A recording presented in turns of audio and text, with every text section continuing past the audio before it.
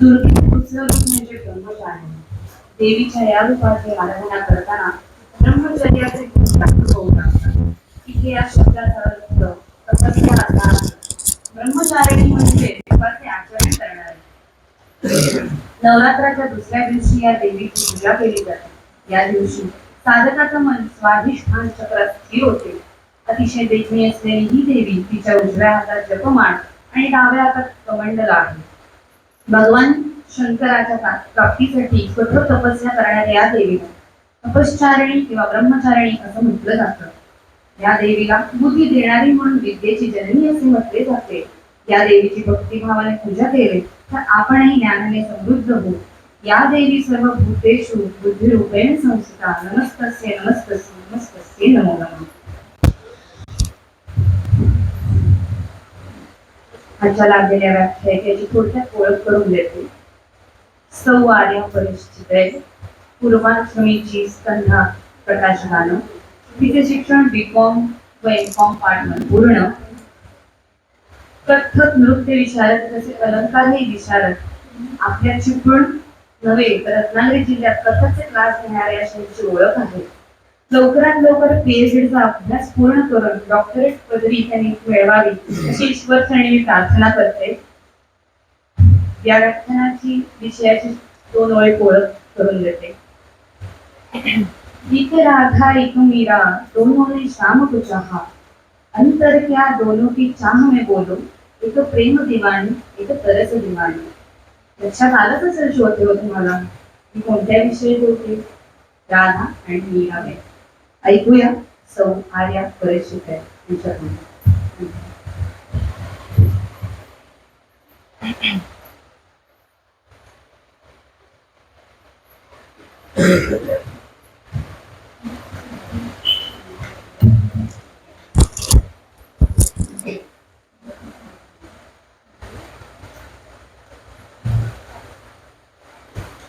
Hello.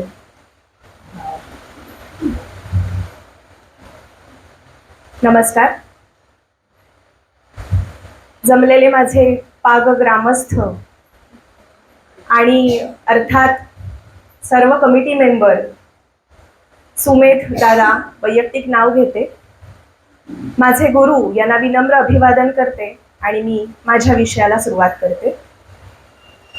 Vasudev सुतं दैवम कंसचाणूरमर्दनम देवकी परमानंदम कृष्णं वंदे जगद्गुरु.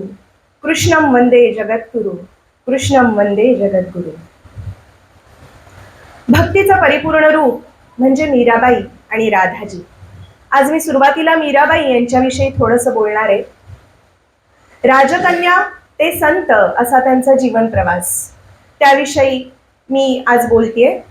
मीराबाई रतनसिंह राठोड आणि कुंवरसिंह कुसुम कुंवर यांची कन्या. एखाद्या राजपुत्रासारखा मीराबाईंचा जन्मोत्सव साजरा केला गेला. बालिकेच्या चेहऱ्यावरील अपूर्व तेज पाहून बालिकेचं नाव मिहिरा असं ठेवण्यात आलं. एवढी ती तेजस्वी आणि सुंदर बालिका.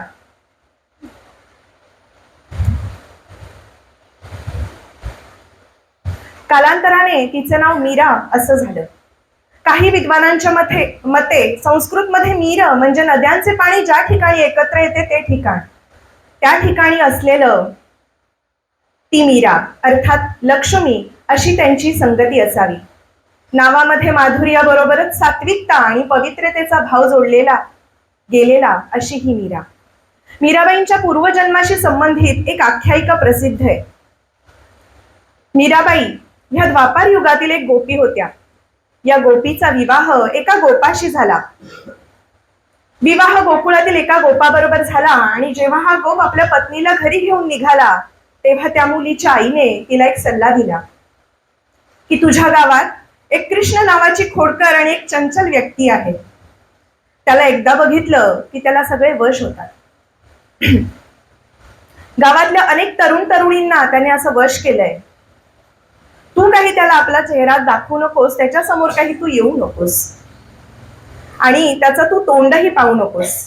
त्या गोपिकेने आईचा सल्ला एवढा खूपच गांभीर्याने घेतला की वाटेत त्याने तिची डोली अडवली तरी तिने कृष्णाला काही आपलं मुख दर्शन दाखवलं नाही. पण त्या गोपिकेच्या डोक्यात आईचा सल्ला रुंजी घालत होता. तिने काही तो घुंगट दूर नाही केला आणि कृष्ण तिचा चेहरा न बघताच परत निघून गेला. पुढे इंद्राचा कोप होऊन मुसळधार पाऊस पडला.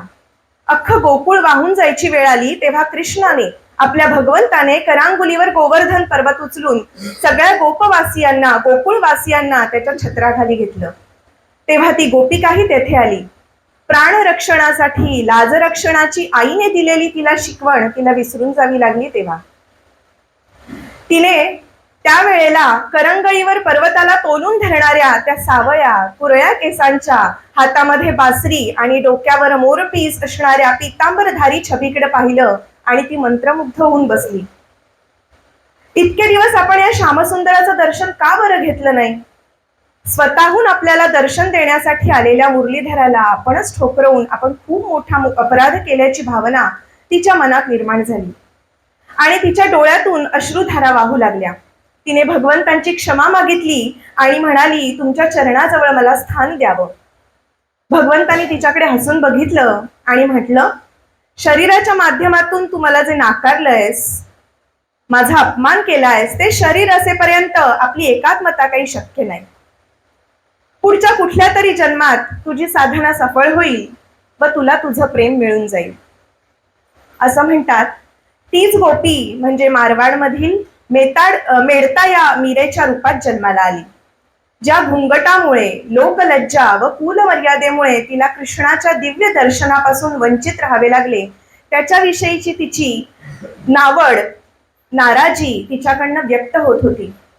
एवढंच नाही तर तिच्या हृदयावर गिरीधराच्या रूपाचा ठसा उमटला होता. त्याचाच छाप तिच्या प्रत्येक पदाच्या शेवटी उमटत होता. मीराबाईंच्या पदांमधून तिच्या पूर्वजन्माच्या जाणीवेच्याही व्यक्त झालेल्या दिसून येतात.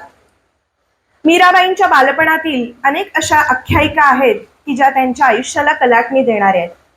त्यातील एक आहे, मीराबाई 4 ते 5 वर्षाच्या असताना रावदुदांकडे एक साधू महाराज आले.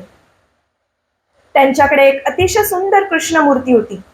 रावदुदांच्या आसपास सतत खेळणारी, हिंडणारी, बागडणारी, रेंगाळणारी मीरा तिने ती मूर्ती बघितली आणि तिने हट्टच धरला की ही मूर्ती मला हवीच आहे.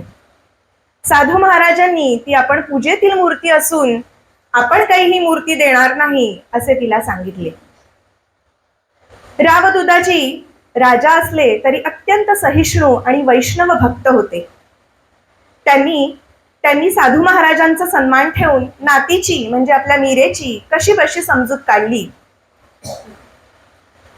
पण लहानगी मीरा रडायची काही थांबेच ना. शेवटी थांबली, पण भगवंतांच्या मूर्तीच्या ध्यासामुळे तिला खाणं पिणं मात्र रुचलं नाही, सुचलं नाही. सलग 2 ते 3 दिवस मीरा खाणं आणि पिणं सोडून जगत होती. रावदुदांना मीरेची ही अवस्था पाहून ते स्वतः बेचैन होते, अस्वस्थ होते. शिवाय तिला दुसरी मूर्तीही नको होती. त्यामुळे हताश झालेले असलेले रावदुदा विचारातच पडले होते. अखेर 3ऱ्या दिवशी स्वतः साधू महाराज रावदुदांकडे आले आणि म्हणाले, ही भगवंतांची मूर्ती, भगवान श्रीकृष्णाने स्वप्नात येऊन स्वतः ती मूर्ती त्या बालिकेला द्या असा मला आदेश दिला आहे. त्यामुळे साधू महाराजांनी असं सांगितल्यावर रावदुदांनी ती मूर्ती घेतली आणि आपल्या नातीला म्हणजे मीरेला दिली. ती मूर्ती मिळताच मीरेच्या आनंदाला अतिशय तिला आनंद झाला. तिच्या आनंदाला पारावर उरला नाही आणि भगवंतांची मूर्ती मीराबाईंसाठी सगळ्यात प्रिय झाली. बालमीरा क्षणभरही त्या मूर्तीपासून दूर ठेवत नव्हती, स्वतःलाही आणि त्या मूर्तीलाही. अशी होती मीराबाईंची भक्ती. मीराबाईंच्या या कृष्ण भक्तीचं स्वरूप स्पष्ट ठरवणारी आणखी एक घटना त्यांच्या आयुष्यात घडली. मीराबाई हळूहळू मोठ्या होत होत्या. 7 ते 8 वर्षाच्या असताना राजमहालासमोरून एका नवरदेवाची वरात चालली होती. सुंदर कपडे, दागिन्यांनी सजलेला, घोड्यावर बसलेला नवरदेव पाहून मीराबाईंनी विचारलं, आई, हा कोण ग? कोण आहे हा? आईने त्यांना सांगितलं, हा नवरदेव आहे. त्याचं लग्न आपल्या नगरातील एका मुलीशी होणार आहे, तिकडेच चाललाय तो.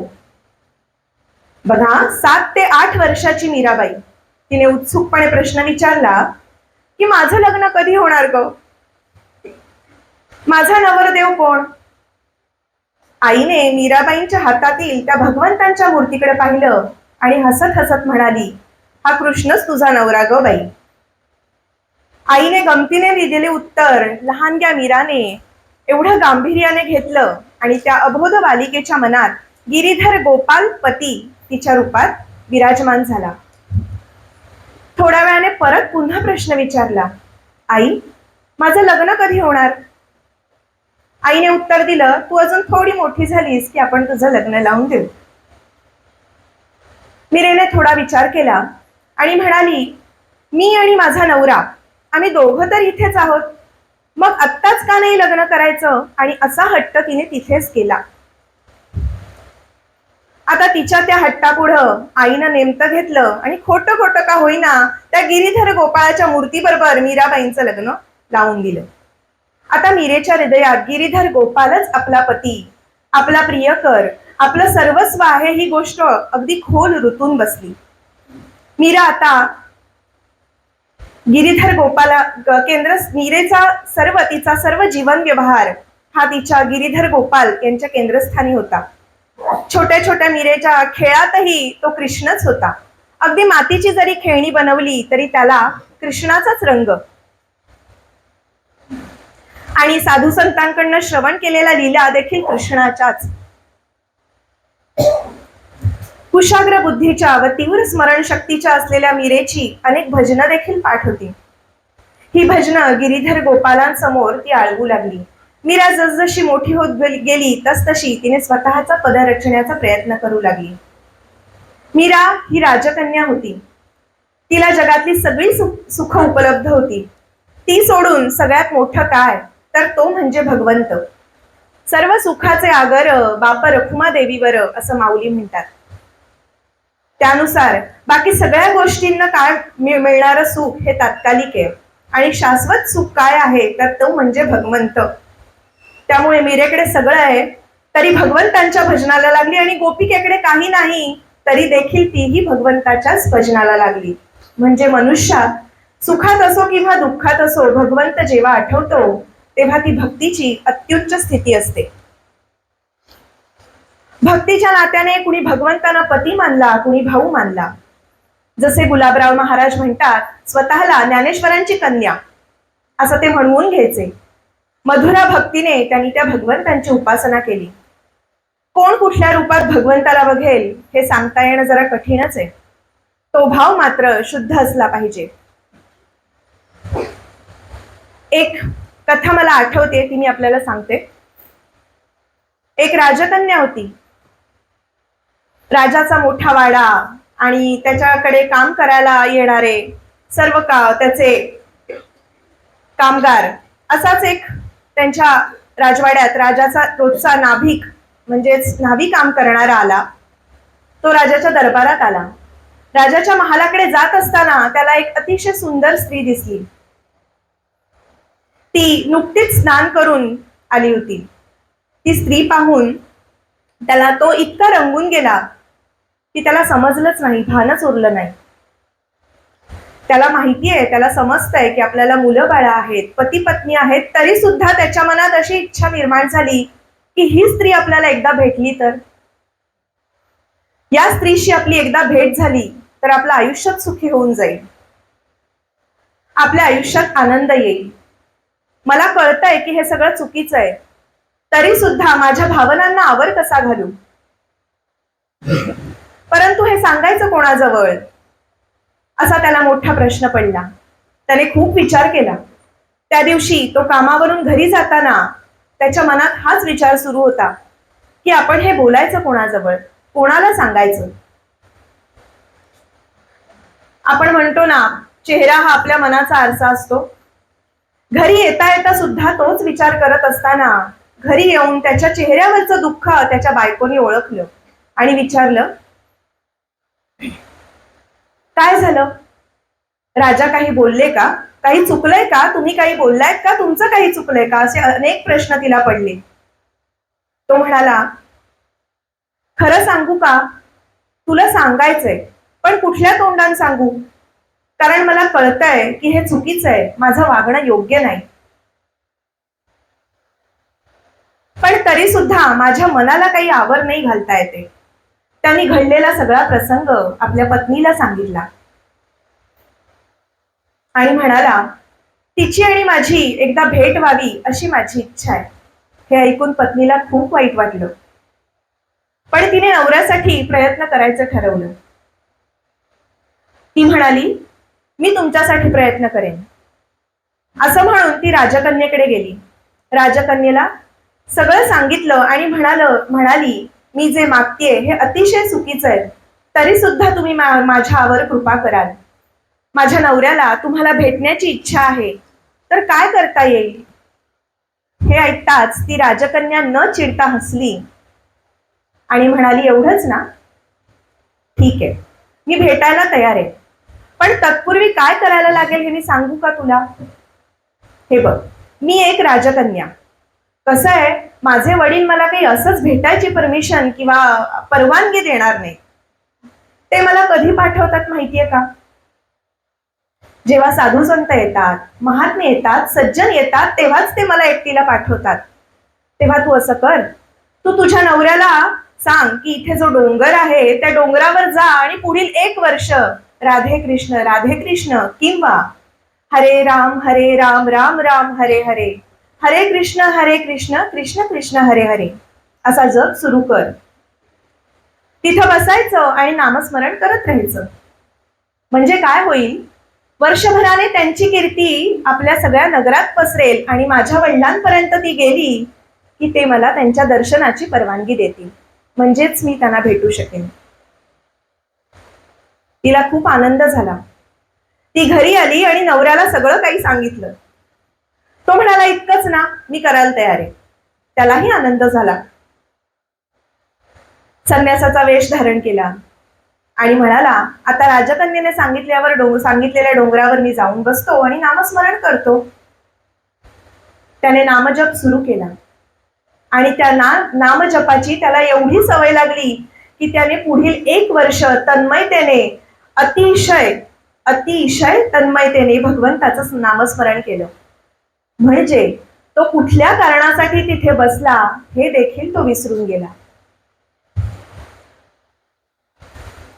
वर्षभर त्याच्या कोणत्याच जगाशी, म्हणजे बाहेरच्या ना आतल्या कोणताच संबंध उरला नव्हता आणि त्याला कोण भेटायला येतंय, कोण भेटून जातंय याचंही त्याला भान नव्हतं. आणि ती शेवटी वेळ आली. वर्षभराने त्याची कीर्ती त्या नगरात पसरली आणि स्वतः राजा त्याच्या भेटीसाठी आला. त्याच्या चेहऱ्यावरचं तेज पाहून राजाला खूप आनंद झाला. तो नगरात परतला आणि आपल्या राजकन्येला म्हणाला, अशा अशा डोंगरावर एक साधू महाराज आले, तू त्यांचं दर्शन घ्यायला जा. ती राजकन्या हसली, कारण तिला माहित होतं हे साधू महात्मे कोण आहेत. तिनं आपल्या 2 मैत्रिणींना, सख्याला सोबत घेतलं आणि त्या डोंगरावर गेली. सख्याला म्हणाली, तुम्ही बाहेरच थांबा, मी आत एकटीच दर्शन घेऊन येते. आणि ती एकटी आत गेली आणि साधू महाराज साधनेतच होते. तिने हाक मारली, मी तुमच्या भेटीसाठी आली आहे. तुमची इच्छा होती ना की मी तुम्हाला भेटायला यावं? महाराज, मी तुमच्या भेटीसाठी आली आहे. त्यांनी डोळे उघडले, त्यांच्या लक्षात काही येईना, ते सगळं विसरून गेले होते. तो साधू महाराज एक न्हावी होता. त्या राजकन्येला बघितल्यावर तो तिच्या पायाच पडला. माते, तुझ्यामुळे मला समजलं ग की नामस्मरणात किती ताकद आहे, किती आनंद आहे. इतका आनंद भगवंताच्या नामोच्चारात आहे.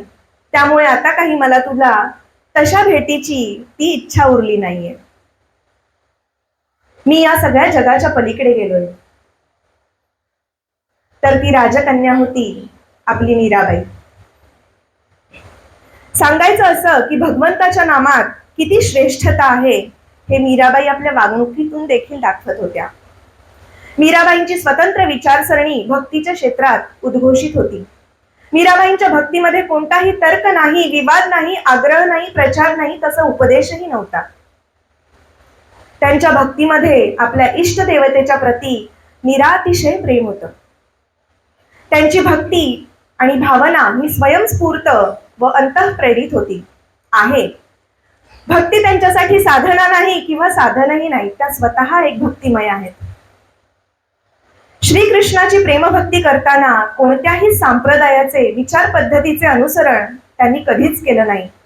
त्यांच्या अंतःकरणातून ज्या रूपात भक्ती निर्माण झाली ती तशीच बाह्य स्वरूपात प्रकट झाली. त्यामुळे त्यांच्या काळातील किंवा अन्य प्रसिद्ध भक्तांच्या तुलनेत मीराबाईंची भक्ती ठेवल्यास त्यांच्या भक्तीला योग्य न्याय मिळणार नाही.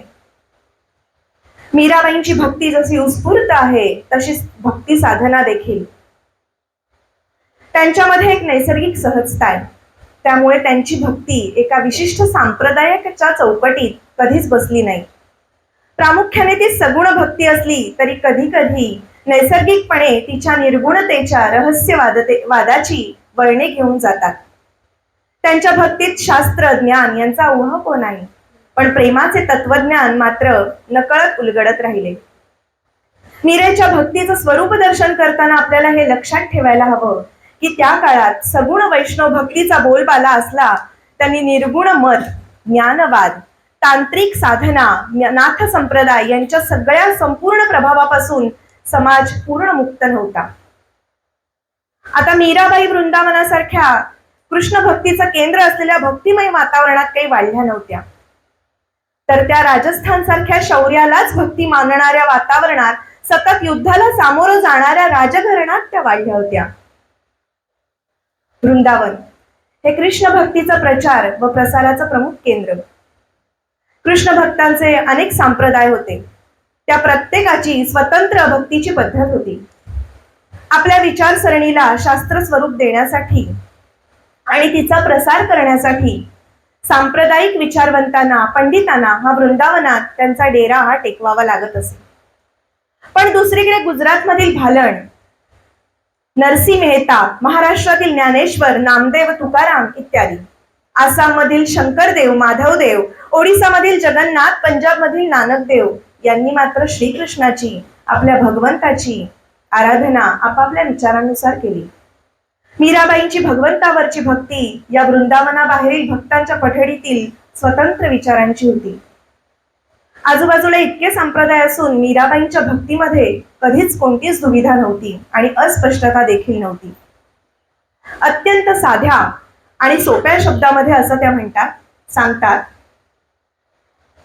म्हारारी गिरीधर गोपाल दूसरा ना कोई, दूसरा जा पुया साधा सकल लोक जोया, माया छांड्या बंधा छांड्या संगा सुया, अधा संग बेठ बेठ लोक लाज लुया, भगत देख्या राजी हया जगत देख्या रुया, अस्वा जल सिंच सिंच प्रेम बेलबुया, दधमत घृत काढ लया डर दया छाया, राणा विशरो प्याला भेजा पिय मगन हुया, अबत बात फेल पड़ा जाना सब कुया, मीरा ही लागण लागा होना जो हुया. या एकाच पदात मीराबाईंच्या भक्तीचं स्वरूप बऱ्याच प्रमाणात उलगडतं. त्या गिरीधर गोपालाच्या अनन्य भक्त आहेत. गिरीधर गोपालाच्या प्रेमाचा लाभ घेण्यासाठी त्यांनी माया, बंधने, लोकलास यांचा त्याग करून संतांची संगत धरली. संसारिक प्रलोभनांमध्ये अडकलेल्या लोकांना बघून त्यांना दुःख होतं, तर प्रलोभनांवर मात करून जे हरिभक्ती करणारे आहेत त्यांच्या सहवासात त्यांना आनंद मिळतो. त्यांची कृष्ण प्रेमाची ही वेल संकट आणि अश्रू यांचं खत पाणी घालून त्यांनी वाढवली आहे.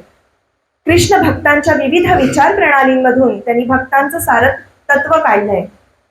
विशुद्धी भक्त हेच ते तत्व. पूर्ण आनंद आणि पूर्ण शांती हे विशुद्धी भक्ताचं फलित आहे. मीराबाईंची साधना ही वैष्णव संप्रदायाच्या भक्ती साधनेशी साम्य असणारी आहे. या भक्ती साधनामध्ये ईश्वराच्या नामस्मरणाला अतिशय महत्व आहे. आपली व आपल्या इष्टदेवतेची भूमिका निश्चित करून ती तंतोतंत निष्ठापूर्वक निभावणं हे त्यांच्या भक्ती साधनेतील एक गमक होतं. ईश्वराच्या प्राप्तीसाठी आवश्यक असलेली समर्पणाची भावना तादम्य पावण्याची भावना, क्षमता, प्रेमाची अनन्यता, त्याग, सहिष्णुता, निस्पृहता या सर्व गोष्टी पत्नीच्या भूमिकेत स्थित असल्यामुळे त्या भूमिकेतून देखील मीराबाईंनी ईश्वरावर प्रेम केलं, भगवंतावर प्रेम केलं, त्यांची भक्ती केली. आपल्या पतिरूप परमेश्वरावर प्रेमभक्ती करताना कोणतंही धर्मशास्त्र, ज्ञानविज्ञान, तर्कवितर्क, संशय, कर्मकांड यांना त्या विचलित करू शकल्या नाही. त्यांची साधना ही सरळ, सोपी, मनोनुकूल व सर्वात महत्वाचं म्हणजे व्यावहारिक होती. जसं आपण मगाशी म्हटलं, म्हारो रे गिरीधर गोपाल दुसरा ना कोई. माझा एक मात्र गोपाल आहे, त्या व्यतिरिक्त माझं कुणीच नाही हो साधूंनो. ही गोष्ट एकदम खरी आहे की गिरीधर गोपालाशिवाय माझं दुसरं कुणीच नाही.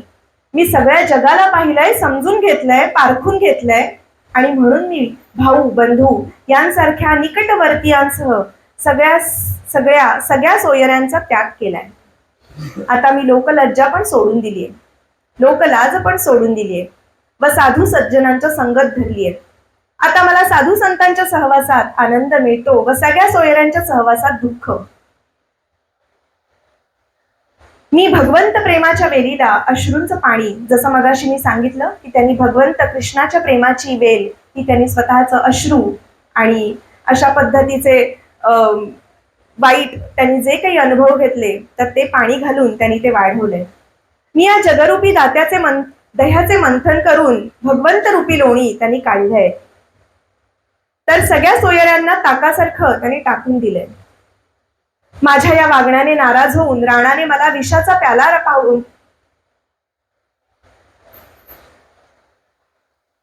तो पिऊन मी माझ्या श्यामसुंदरात अधिकच मग्न होऊन राहिले. आता राणाची माझ्याशी असलेली वाईट वागणूक सगळ्या जगाला माहिती हो. वस्तुतः मला कृष्णाशिवाय अतिशय प्रेम निर्माण झालंय. आता ते जे होईल ते तूच बघून घे, मग मला काही त्याची पर्वा नाही. त्या असं म्हणतात, म्हारो परिणाम बाके बिहारीजी, मोर मुकुट माथे तिलक बिराजे, कुंडल अलका कारीजी, अधुर मधुर धर बंसी बजावे, रिझ रिझावे ब्रजनारीजी, यो छब देखा मोही मीरा, मोहन गिरवर धारीजी. त्या बाके बिहारीला माझा प्रणाम सादर. बाके बिहारीच्या मस्तकावर असलेला मोर पिसांचा मोर मुकुट आणि कपाळावर टिळा हा खूपच शोभून दिसतो. कानामध्ये कुंडल आणि मानेवर रुळणारे ते कुरळे काळे केस शोभून दिसतात. ओठांवर ठेवलेली बासुरी, मुरली तो त्यामुळे स्वतःच प्रसन्न होतो आणि राधालाही प्रसन्न करतो, आनंद देतो. गिरीधर गोपालाचे हे सुंदर रूप बघून मीरा त्याच्यावर मोहित झाली आणि म्हणतात, मीराबाई असं म्हणतात, माई रिम है लियो गोविंद मोल, ये कहा छाने में कहू चवड़े लियो बजता ढोल, ये कहा मुघोय मैं कहू सुस्तो, लिए री तराजू तोल, तनवारू में जोवन वारू, वारू अमलोक मोल, मीरा की प्रभु दर समदीजियो, पूरब जन्म को कोल. हे माई, मी गोविंदाला विकत घेतलंय. तू म्हणतेस की गोविंदाला लपून छपून आणलंय. नाही ग, पण हे काही खरं नाही. मी त्याला सगळ्यांच्या देखतच आणलंय. तू म्हणतेस की गोविंद मला महागात मिळाला, पण मला तर तो स्वस्तात मिळालाय असं वाटतंय. या गोविंदावर मी माझं शरीर, यौवन, मौल्यवान असलेलं माझं सर्वस्व अर्पण करते. मीराबाई म्हणतात, हे अविनाशी हरी, मला लवकर दर्शन द्या, कारण पूर्वजन्मात मला तुम्ही वचन दिलं होतं. पायो जी मैंने राम रतन धन पायो. त्यांच्या गुरूंनी मीराबाईंना हा दिलेला मंत्र जो रामनामाचा होता. मग एकाने विचारलं, तुम्ही रामनाम कसं घेताय? तुमचं दैवत तर कृष्ण आहे. मीरा के प्रभु गिरीधर नागर असं तुम्ही म्हणता, किंवा मेरे तो गिरीधर गोपाल दुसरा ना कोई असंही म्हणता. मग हे दैवत कसं आलं? तेव्हा मीराजी म्हणाल्या, माझ्या गुरूंनी मला बरोबर दैवत दिले. राम मधील रा म्हणजे राधेचा आणि म हा मधुसूदनाचा. आता राधाजी कोण असा प्रश्न येईल, तर मीराजींचा पूर्वावतार म्हणजे राधाजी. संपूर्ण कृष्ण चरित्रात दशमस्कंधात भागवतात 90व्या अध्यायात असं म्हणतात, त्याच्यामध्ये काही गोपिकांची नावं नाहीत. म्हणजे गोपिका नव्हत्याच का? तर तसं नाही. त्यांनी ठरवून, म्हणजे एखाद्या लेखकाने ठरवलेलं असतं त्याप्रमाणे त्यांनी एकाही गोपिकेचं नाव द्यायचं नाही असं ठरवलं. भगवंतांच्या काही गोपसख्यांची नावं मात्र आहेत. श्रीदामा, पेंद्या वगैरे अशी काहींचीच नावं तीही एकाच श्लोकात आपल्याला पाहायला मिळतात. मग बाकीचं कोणीच नव्हतं का? गोपिका नव्हत्याच का? तर आपल्याला सगळ्यांना माहितीये भगवंतांच्या लीला या किती आहेत. गोप गोपिका ह्या दही दुधाचे घाडगे मडके घेऊन जाताना आपले भगवंत त्याच्या लीला, कृष्ण तो त्यांचे मटकी फोडायचा आणि पाणी भरायला जात असताना देखील सुद्धा त्यांची मटकी फोडून त्यांना भिजवून त्यांची गंमत करायचा. असा हा कृष्ण लीला. तेव्हा त्या असं म्हणायच्या, काहे रोकत डगर प्यारे नंदलाल मोरे, काहे रोकत. अशा गोप गोपिका त्या नंदलाला म्हणायच्या, अरे कशाला आमची वाट अडवतोस, जाऊ दे आम्हाला. नीतही करत झगड मोसे, नीतही करत झगड मोसे, पण घट नाही जाने देत. किती भांडशील, किती त्रास देशील, आता तरी जाऊ दे आम्हाला. बैयायू मरोडी काहे रोकत. आणि एवढ्या सगळे खोडकर चाळे करून देखील सुद्धा तो त्यांचं हात काही सोडायचा नाही. असा होता कृष्ण. तेव्हा त्या म्हणायच्या, काहे रोकत डगर प्यारे नंदलाल मे. आणि हे रोजच्या तक्रारी घेऊन यशोदेकडे गोपिका जायच्याच. एकही दिवस असा नव्हता की रोज सकाळी यशोदेच्या दारात एकाही गोपिकेचा त्या कृष्णाविषयीची काही तक्रार नाही आली. अखेर या तक्रारींना कंटाळून यशोदा कंटाळली आणि कृष्णाला म्हणाली, गोकुळ सोडून निघून जा रे बाबा, तू जा, तू तुझ्या गोपसख्यांबरोबर त्या गोवर्धनावर जा. कृष्ण गोकुळ सोडून जाणार, फक्त हे त्याने राधेलाच सांगितलं होतं. बाकी कोणालाच माहित नव्हतं की कृष्ण हा गोकुळ सोडून जातोय. कृष्णाने आपली बासरी राधेला दिली आणि सांगितलं की तू केव्हाही मला हाक मार, मी तुझ्यासाठी नक्की येईल. आणि अखेरीस राधेने जेव्हा तिला ती वेळ आली तेव्हा तिने त्याला हाक मारली आणि सुरुवातीला काय केलं असेल तर त्या अंगण्यातल्या तमालपत्राच्या वृक्षाच्या बुंध्याला जाऊन तिने मिठी मारली. गोपी म्हणाल्या, अगं तू हे काय करतेस? यशोदा म्हणाली, राधा म्हणाली की कृष्ण नाही तर नाही, त्याच्यासारख्या रंगाच्या बुंध्याला तरी मला मिठी मारू दे. असं होतं राधाजींचं प्रेम. आता दुसरं,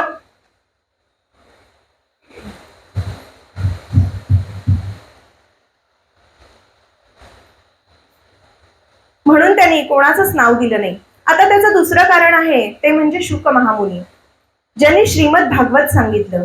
म्हणजे जे आता आपण वाचतो किंवा आपण सप्ताह करतो ते. तर ते शुक महामुनी मागच्या जन्मात कोण होते? तर ते राधाजींच्या महालातले पोपट होते. शुक म्हणजे पोपट. तर ते राधाजींना सतत हाक मारायचे, राधा राधा राधा राधा. तर ते राधाजींना काही ते पटायचं नाही. राधाजींनी त्यांना सांगितलं, कृष्ण कृष्ण वद, राधा राधेती मा वद. म्हणजे तू कृष्ण कृष्ण म्हण रे, राधा राधा म्हणू नकोस. आता त्यावेळी झालेला संस्कार त्यांनी यावेळेला पाळला.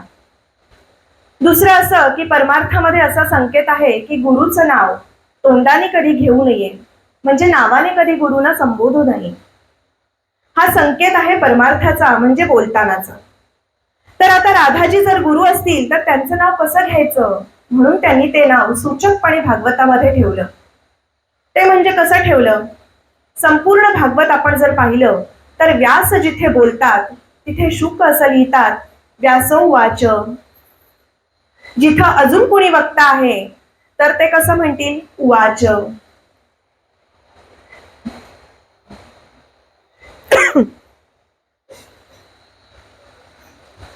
जिथे भगवंत बोलतात तिथे श्री भगवान उवाच, कारण श्री ही त्यांची शक्ती आहे.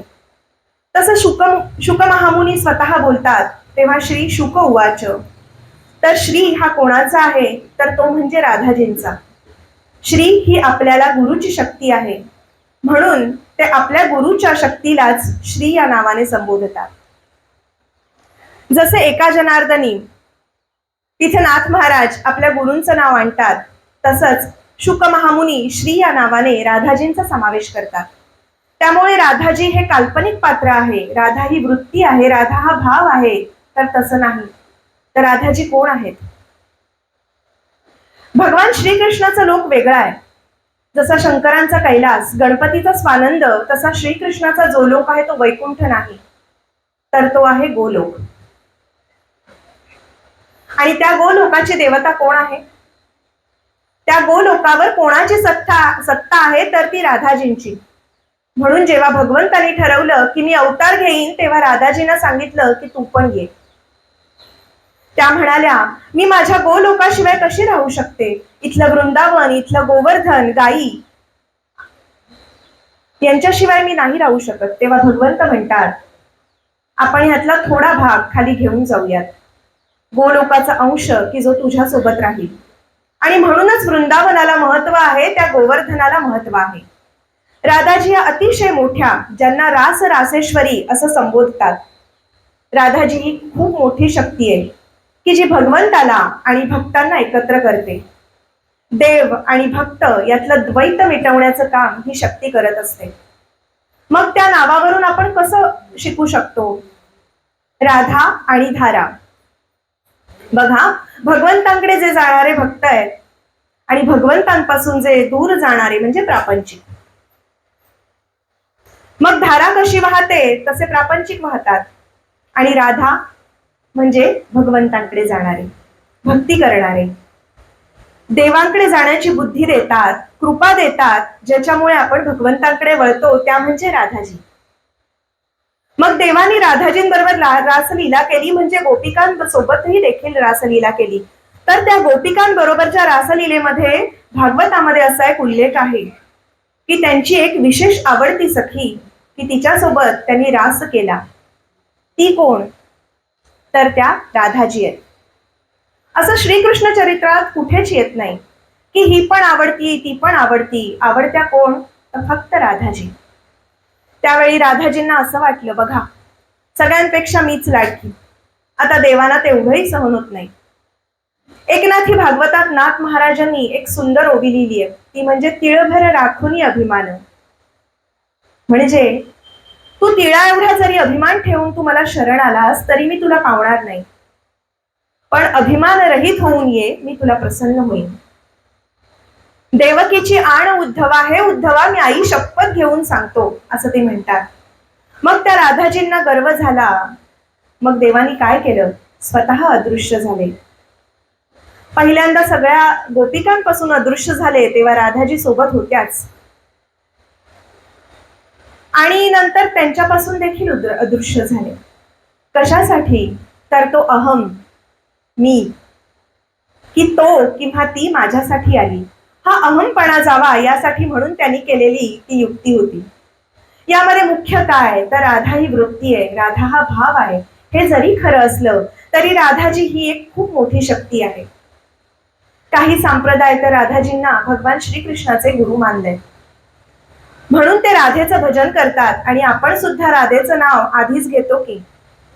मग गोपाळकृष्णाचं, मला इथे अनुप जलोटा यांचं एक भजन आठवतं, श्याम राधे कोई न कहता.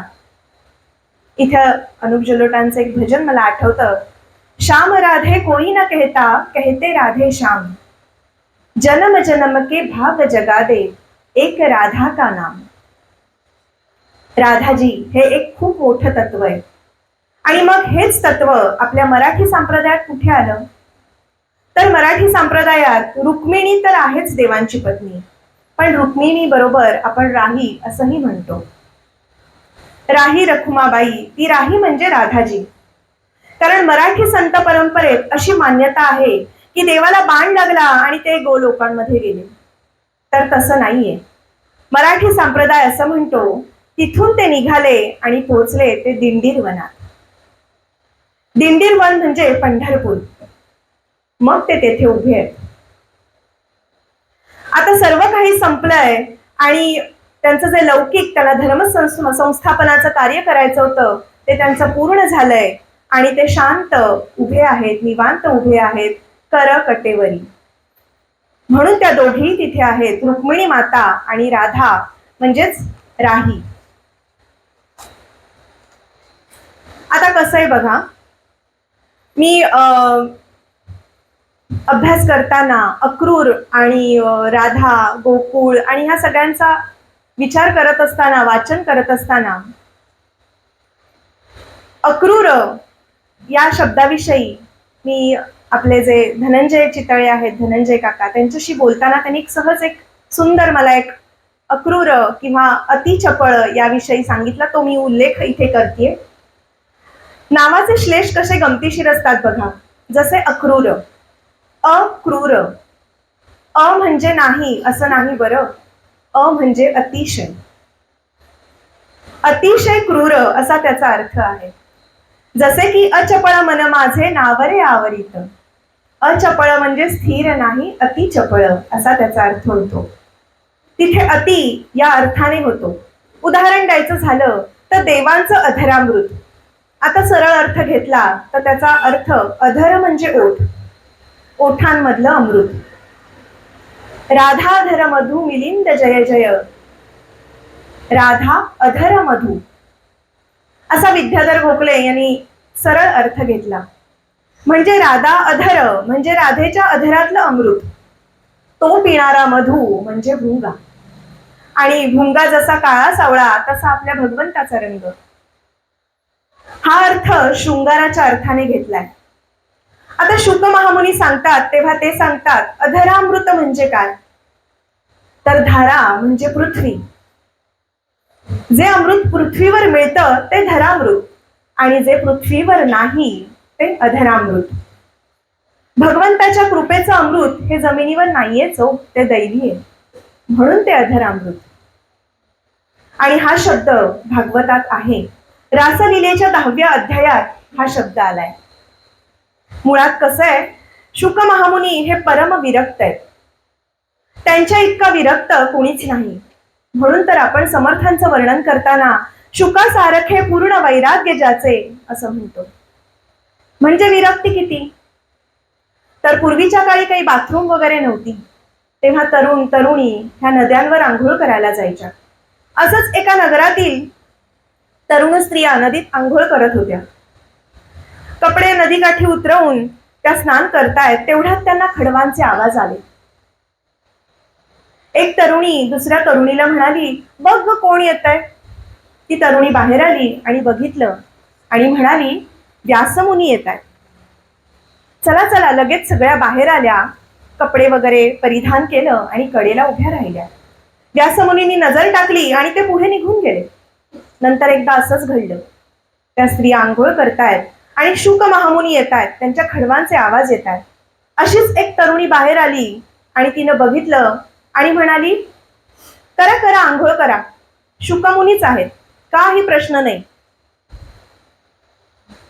आता व्यास त्रिकालदर्शी आहेत, त्यांना हे समजलं. मग त्यांनी त्या बायकांना प्रश्न केला की मी म्हातारा, मी इथून जाताना तुम्ही वस्त्र परिधान केलीत आणि तो तरुण आला तरी तुम्ही आंघोळच करत होतात, स्नानच करत राहिलात. त्यावर त्या तरुणीने उत्तर दिलं, तुम्ही म्हातारे जरी असलात तरी तुमच्यात स्त्री आणि पुरुष हा भेद आहे आणि तो त्यांच्याकडे नाहीये. म्हणजे बघा विरक्ती किती आणि कोणत्या दर्जाची असेल. असाच अजून एक सांगते. एकदा जनक राजाच्या दरबारात नारद मुनी आणि शुक महामुनी दोघही एकदम पोचले. आता नमस्कार कोणाला करायचा हा प्रश्न जनकाला पडला. जनक आत गेला आणि त्याच्या बायकोला म्हणजे सुलक्षणेला विचारलं, काय ग करू आता. ती म्हणाली, तुम्ही त्यांना आत पाठवा, मग मी सांगते कोणाला आधी नमस्कार करायचा आणि कोणाला मग. जनक बाहेर आले आणि सांगितलं, माझं जरा राजकारणाचं काम चाललंय, तुम्ही आत बसता का? मी आपलं आतिथ्य मग करतो. ते दोघे म्हणाले, हरकत नाही. ते आत येईपर्यंत तिने सगळी आसनं आतली उचलून ठेवली, बसायला फक्त एकच झोपाळा ठेवला. आत आले. त्यांना तिने सांगितलं, बसा. आता बसायला एकच झोपाळा. दोघेही झोपाळ्यावर बसले. त्या दोघांच्या मध्ये जाऊन ती बसली. आता परस्त्री आपल्या मध्ये येऊन बसले म्हटल्यावर नारद मुनी जरा सरकले. शुक महामुनींनी काहीच केलं नाही. मग त्या सुलक्षणेने जनकाला सांगितलं, तुम्ही शुक महामुनींना आधी नमस्कार करा, कारण नारदाच्या मनात मी एक बाई आहे. आता तुम्ही म्हणाल, ह्या कथा सांगण्यामागचा उद्देश काय? तर ह्या दोन कथा सांगण्यामागचा उद्देश असा आहे, असे विरक्त असणारे शुक महामुनी जर भागवतामध्ये रासलीला सांगत असतील तर तिथे शृंगार किती प्रमाणात येईल. आणि आपण राधाजींचं जे काही चरित्र बघतो, पाहतो, वाचतो, तर ते खरंच तसं येईल का? म्हणजे जो मागचाच मुद्दा आहे की राधाजींचं नाव का नाही आलं, तर मुळातच सांगणारा काय आहे, ज्याचे जसे भाव असतात तशीच त्याची मांडणी असते. ज्याचाच भाव अतिविरक्त आहे तो शृंगाराकडे वळणारच नाहीये. म्हणून राधाजींचं स्थान खूप मोठं आहे. याच राधाजींचा अवतार म्हणजे मीराबाई. पुढचा अवतार म्हणजे दक्षिण भारतातील आंदाल, आणि त्याच्या पुढचा अवतार म्हणजे परमपूज्य सौ शकुंतलाताई आपटे, त्या साक्षात राधाजी. श्री अनंत कोटी ब्रह्मांड नायक राजाधिराज योगीराज श्री अक्कलकोट स्वामी महाराज की जय. श्री अक्कलकोट स्वामी महाराज एकदा परमपूज्य श्री मामासाहेब देशपांडे यांच्याशी बोलताना म्हणाले होते, या पोरीला कसल्याही कर्माचं सोवर सुतक नाही. अमुक वेळेला पूजा, जपजाप्य, ध्यान इत्यादी काही केलंच पाहिजे असं काही तिला बंधन नाही. ती नित्यमुक्तच आहे. ती पूर्वजन्मात मीराबाई होती, तत्पूर्वी त्या राधाजी देखील होत्या. प्रत्येक जन्मात भगवान श्रीकृष्णच तिचे पती. आता या जन्मातही तसंच राहील. तिचा जन्म जगातील कल्याणाकरताच आहे. तिला दीक्षा कधी घेते, परंपरेचे अधिकार कधी दिले जातात आणि ती मोठी झालेली कधी आम्ही पाहतो असं आम्हाला झालंय. हे अक्कलकोट स्वामी महाराज म्हणतात. आफ्रिकेतील एका भगिनींची भगवान श्रीकृष्णांवर अनन्य भक्ती होती. परमपूज्य सौ ताईंकडे म्हणजेच शकुंतलाताई आपटे यांच्याकडे पोहोचण्याआधीच प्रत्यक्ष श्री भगवान श्रीकृष्णांनी त्या भगिनींना असं सांगितलं, उद्या आमच्या परमप्रिय श्री मीराबाई इकडे येणार आहेत. तू त्यांची भेट घेऊन त्यांची कृपेची याचना कर. त्याप्रमाणे त्या भगिनींची व परमपूज्य सौ ताईंची भेट झाली. त्यांना परमपूज्य सौ ताईंकडून दीक्षेचा लाभ देखील झाला. श्री संत मीराबाईंचा जन्म कुडकी या गावी झाला होता. श्रीपाद सेवा मंडळाच्या राजस्थानच्या भक्ती यात्रेत मेडता, कुडकी, चित्तोडगड ही सगळी श्री संत मीराबाईंशी संबंधित स्थाने, प्रमुख स्थाने पाहिली गेली होती.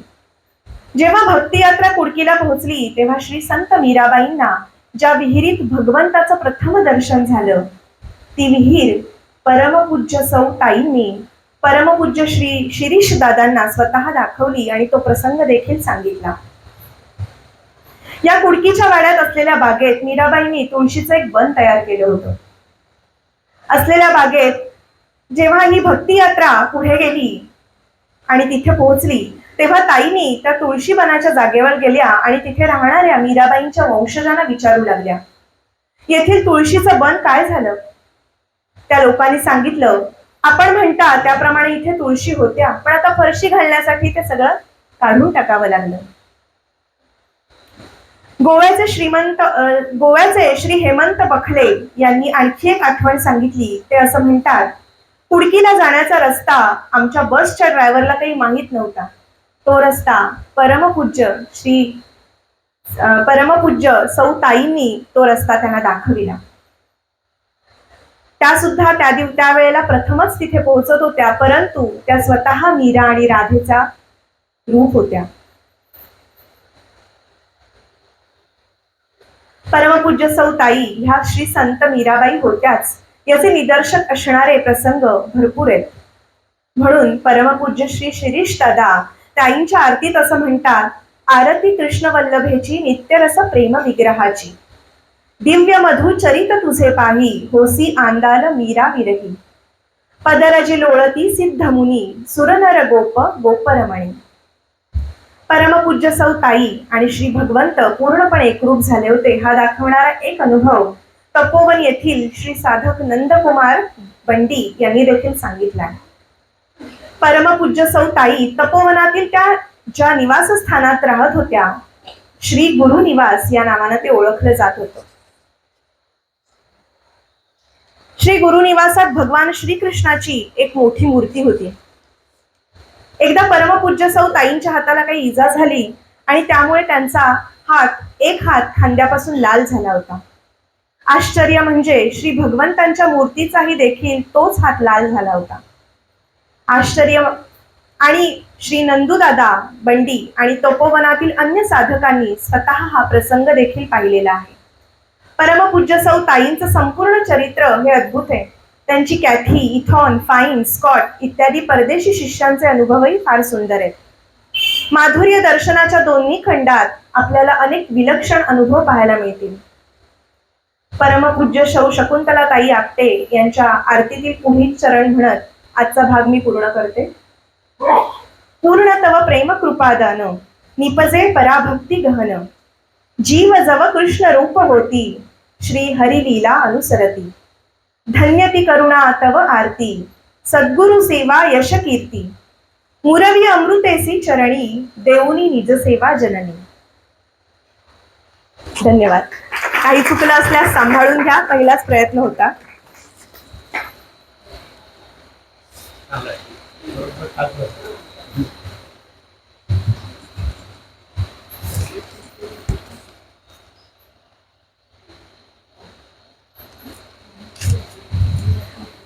धन्यवाद. सोमवारचे अध्यक्ष विनंती करते की आपल्या बरोबर